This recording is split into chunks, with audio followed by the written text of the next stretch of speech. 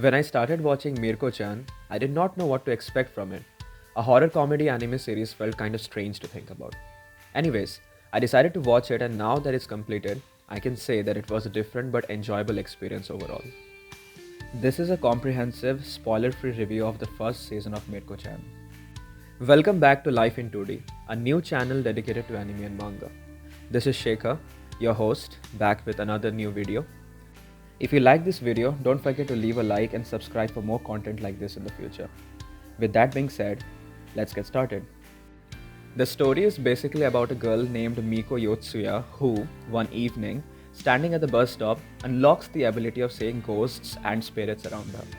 And instead of screaming, she manages to just ignore it, suppressing all her emotions. Soon, she starts seeing spirits almost everywhere and tries her best to turn a blind eye to them in order to save herself and others. But that is easier said than done. The show turns out to be a psychological horror of sort, as the struggle of controlling your fear is one difficult thing to do. It applies some comedy elements to drown out the darker impacts on the audience, but for me, it failed to be a proper comedy as the horror elements outweighed the humor. So you should not dive into it to find comedy solely. Instead, it shines in delivering a better experience in other aspects. The show is also a slice of life as we get to see the daily school and other activities of Miko and her best friend Hana, who is an extremely optimistic, always hungry young girl who is easily scared. Due to this, Miko decides to not tell anyone about it so as to help protect her loved ones. A daily life mixed with dealing with supernatural entities is actually interesting to watch, and this show gave us an escape from the usual types of anime we are all used to see.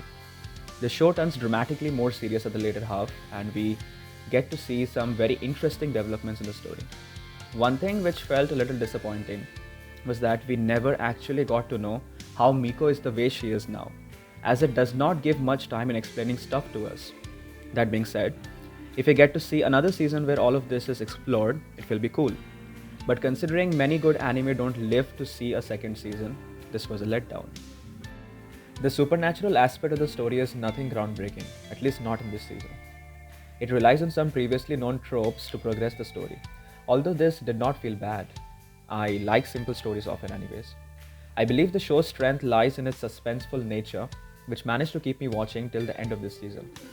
One important message this show tries to convey was that you should not judge a person merely by their features on a surface level. Rather, we must try to understand them better by trying. The story gets interesting as it moves on, and this is a major selling point of this anime. You can get hooked, but unfortunately, you won't get to know the underlying intricacies. But it is worth trying in my opinion.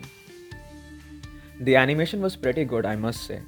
Studio Passion, although being somewhat unknown before, managed to do a good job with this one. Not extraordinary, but still good enough, which adds to the show's overall merits. Mirko-chan was not actually scary, at least not for me. But I must say that the spirit or monster designs and voices were well done, and they do feel creepy sometimes. The show also relies on some slight ecchi scenes in its beginning part, and if this is something you want to see, then well enough. Always welcome for me though. The major problem this show has is its blending of different genres, which does not always work in its favor. But if you're looking for something different to watch, I will recommend you to give it a try. Because despite all of its shortcomings, it is still an enjoyable watch, and I'm happy that I gave this one a chance. Definitely keeping my fingers crossed to see another season soon.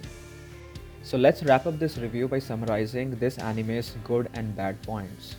The good points were interesting, suspenseful story, a different but good slice of life, and good animation.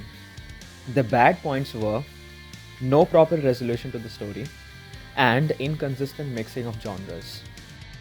Thank you for watching. I hope you liked this video. If you did, don't forget to show your love. Have a good day or night, and I will see you all in the next video.